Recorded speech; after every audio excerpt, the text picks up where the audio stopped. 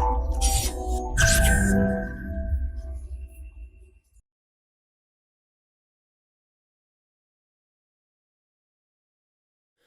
Friends, this is Gautam Pandey coming up with the next round of new simplified. तो आज के video में हम बात करेंगे इंडियाज एक्सपोर्ट से रिलेटेड इंपॉर्टेंट बातों को और साथ ही साथ समझेंगे why is trade deficit widening. तो फर्स्ट ऑफ ऑल जरा देखते हैं आखिर इंडियाज एक्सपोर्ट आखिर न्यूज़ में क्यों है।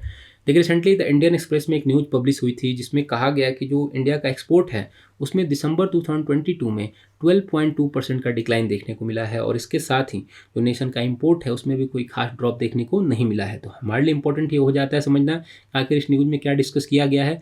तो उन सारी बातों को डिस्कस करेंगे जो हमारे एग्जामिनेशन पॉइंट ऑफ व्यू से इंपॉर्टेंट हो जाते हैं और साथ ही साथ ये भी समझेंगे why is trade deficit widening, जो नेशन का ट्रेड डेफिसिट है वो क्यों बढ़ रहा है। इन सारी बातों को इस वीडियो में डिस्कस करेंगे। तो फर्स्ट ऑफ ऑल जरा न्यूज़ को डिटेल में डिस्कस करते हैं। देखिए, अगर न्यूज़ की बात करते हैं तो न्यूज़ में कहा गया है कि दिसंबर 2022 की बात कर रहे हैं क्योंकि 2023 में आ गए हैं।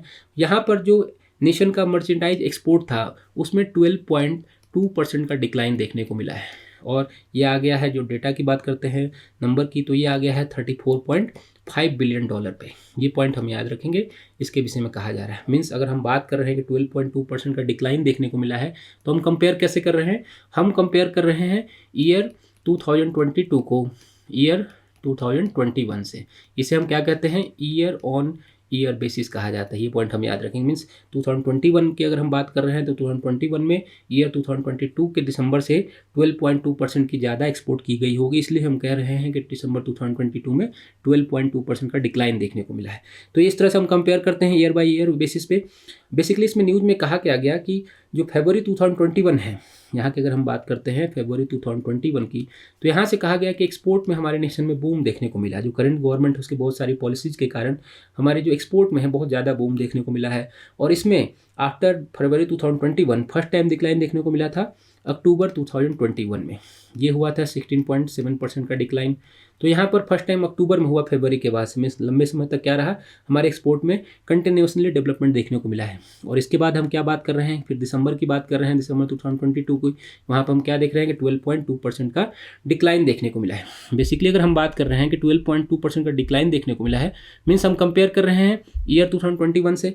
बट अगर हम नवंबर 2022 की बात करें, नवंबर 2022 में ही अगर कंपेयर करें दिसंबर 2022 को, तो यहाँ पर कोई खास डिक्लाइन देखने को नहीं मिला। यहाँ पर हम बात करेंगे तो बढ़ोतरी देखने को मिली है। कहा जा रहा है कि दिसंबर 2022 में क्या डिस्कस किया हमने कि $34.48 बिलियन का हमने यहाँ पर ट्रेड किया है और नवंबर 2022 में क्या था, ये $32 बिलियन पे था। मीन्स यहाँ पर क्या है 7.75% का बढ़ोतरी देखने को मिली है। मीन्स हम अगर बात कर रहे हैं कि नवंबर से दिसंबर में 7.75% का इंक्रीजमेंट देखने को मिला है, यहाँ पर 7.75% इंक्रीज हो चुका है। बट अगर हम दिसंबर टू दिसंबर कंपेयर कर रहे हैं, दिसंबर 2021 से कंपेयर कर रहे हैं, तो वहाँ पर हमें 12.2% का डिक्लाइन देखने को मिल रहा है।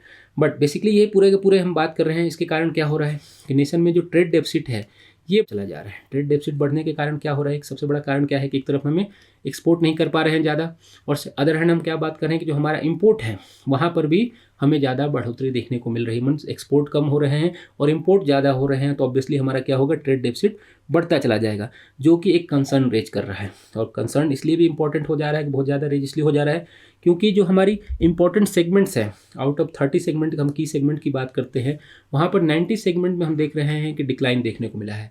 बेसिकली इनमें अगर हम बात करते हैं जो पेट्रोलियम प्रोडक्ट्स हैं या फिर जो इंजीनियरिंग गुड्स वगैरह हैं या फार्मास्यूटिकल गुड्स वगैरह है, वहाँ पर जो एक्सपोर्ट होता था उसमें डिक्लाइन देखने को मिला है, जो नेशन के लिए क्या है बहुत बड़ा कंसर्न रेज कर रहा है। बेसिकली ये जो सारे होते हैं ये एक्सपोर्ट मैन्युफैक्चरिंग सेक्टर पे बेस्ड होते हैं, और जिसमें डिक्लाइन देखने को मिल रहा है मीन्स जो हमारा मैन्युफैक्चरिंग सेक्टर है उसमें डिक्लाइन देखने को मिलेगा। अगर हमारे मैन्युफैक्चरिंग सेक्टर में डिक्लाइन देखने को मिलता है मीन्स हमारी जो ट्रेड डेफिसिट बढ़ेगी, और इसका मतलब ये हुआ कि आप समझिए कि हमारे नेशन के पास जो रिजर्व है, मीन्स जो हमारे आरबीआई के पास रिजर्व होती है उसमें जो डॉलर होते हैं उसे हमें फॉरेन कंट्री ज़्यादा भेजना पड़ेगा। मीन्स ओवरऑल हम क्या बात करेंगे कि जो हमारी रुपीज़ हैं उसमें डिक्लाइन देखने को मिलेगा। तो मीन्स इनडायरेक्टली डायरेक्टली हमारे नेशन के लिए जो इकॉनमी है उसके लिए ये बिल्कुल अच्छा नहीं है। तो अब जरा हम बात करते हैं, डिस्कस करते हैं कि why is trade deficit widening, जो हमारा ट्रेड डेफिसिट है वो क्यों बढ़ रहा है, इसे ज़रा समझते हैं। देखिए, ऑलरेडी हमने डिस्कस किया कि जो हमारा एक्सपोर्ट है उसमें डिक्लाइन देखने को मिल रहा है 12.2% का।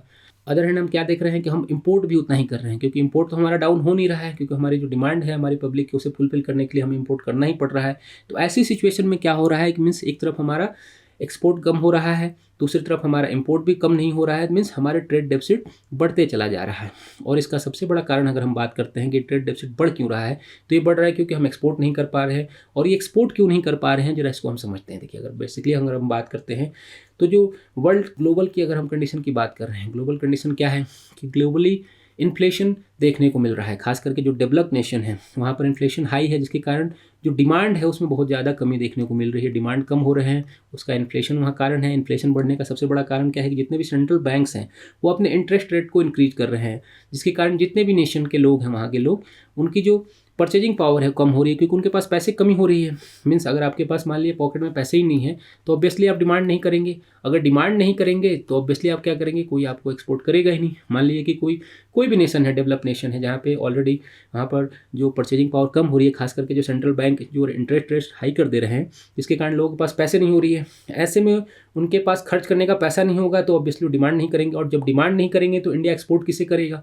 तो ये सबसे बड़ा एक कारण बताया जा रहा है, जिसके कारण नेशन का जो ट्रेड डेफिसिट है वो बढ़ता चला जा रहा है। अदर हैंड अगर हम बात करते हैं तो जो यूरोपियन यूनियन या फिर जो यूएसए है, वहाँ पर ऑलमोस्ट स्लो डाउन वाली कंडीशन बनी हुई है, जिसके कारण हम बात ही कर रहे हैं कि इन्फ्लेशन वहाँ बढ़ रहा है। वहाँ उसके कारण भी क्या हो रहा है कि उनकी डिमांड कम हो रही है। तो ऐसे में समझिए कि जब डिमांड कम होते चली जाएगी तो हम एक्सपोर्ट करेंगे किसे, कैसे करेंगे। दूसरी तरफ अगर हम चाइना की बात करते हैं, चाइना को भी हम बहुत ज़्यादा एक्सपोर्ट करते हैं। तो चाइना के जो करंट सिचुएशन है कोविड-19 के कारण, यहाँ पर क्या है, सिचुएशन बहुत ही डाउन हो चुकी है। मीन्स वहाँ पर डिमांड बहुत ही कम हो चुका है, लोगों के पास पैसे ही नहीं है, लोग अपनी जान बचाएं या फिर किसी चीज़ का ऑर्डर करें, तो ये कारण हो सकता है। अदर हैंड अगर हम बात करते हैं, रसिया यूक्रेन का वॉर भी बहुत इंपॉर्टेंट रोल प्ले कर रहा है इंडिया के लिए। खास करके इंडिया का जो ट्रेड डेफिसिट है उसके लिए इंपॉर्टेंट रोल प्ले कर रहा है, क्योंकि जो वर्ल्ड है पूरी तरह से अनस्टेबल हो चुका है। और अनस्टेबल कंडीशन में क्या हो रहा है कि कोई भी बढ़ चढ़कर कोई डिमांड नहीं कर रहे हैं, और डिमांड कम हो रही है, जिसके कारण इंडिया का जो एक्सपोर्ट है वो डाउन होता चला जा रहा है। तो ओवरऑल आप ऐसे समझिए कि जब डिमांड ही नहीं होगी तो क्या होगा, इंडिया एक्सपोर्ट करेगा किसे करेगा। बात तो सबसे इंपॉर्टेंट बात ही यही है। मीन्स डिमांड कम हो रही है और एक्सपोर्ट हमारा कम होता चला जा रहा है। लेकिन बात यह है कि अगर डिमांड नहीं बढ़ी तो क्या होगा, हमारे लिए सबसे बड़ी प्रॉब्लम क्या होगी कि हमारी इकॉनमी के लिए बहुत ही अच्छा नहीं होने वाला है, क्योंकि हमारा पूरा का पूरा जो एक्सपोर्ट है वो मैन्युफैक्चरिंग बेस्ड है। अगर मैन्युफैक्चरिंग बेस्ड जितने भी एक्सपोर्ट है वहाँ पर डिमांड नहीं बढ़ती है तो मैन्युफैक्चरिंग सेक्टर हमारा डाउन होगा। अगर हमारा मैन्युफैक्चरिंग सेक्टर डाउन होगा तो आप समझिए कि हमारी जो जीडीपी है उसमें भी डाउन देखने को मिलेगा। तो ओवरऑल जो हमारी इकॉनमी की हेल्थ है उसके लिए ये जो डाउन है, डेफिसिट है, वो बहुत ही ज़्यादा इंपॉर्टेंट रोल प्ले करने वाला। मीन्स आने वाले दिनों में अगर वर्ल्ड वाइड डिमांड नहीं बढ़ती, हमारा एक्सपोर्ट नहीं बढ़ता है, तो हमारी जीडीपी के लिए बिल्कुल भी अच्छा नहीं होने वाला है। तो होप आपको ये तो समझ में आ चुका होगा कि जो इंडिया की एक्सपोर्ट कंडीशन हो क्या है और हमारे जो ट्रेड डेफिसिट है वो क्यों बढ़ रहा है। तो होप आपको ये वीडियो समझ में आया होगा। Thanks for watching.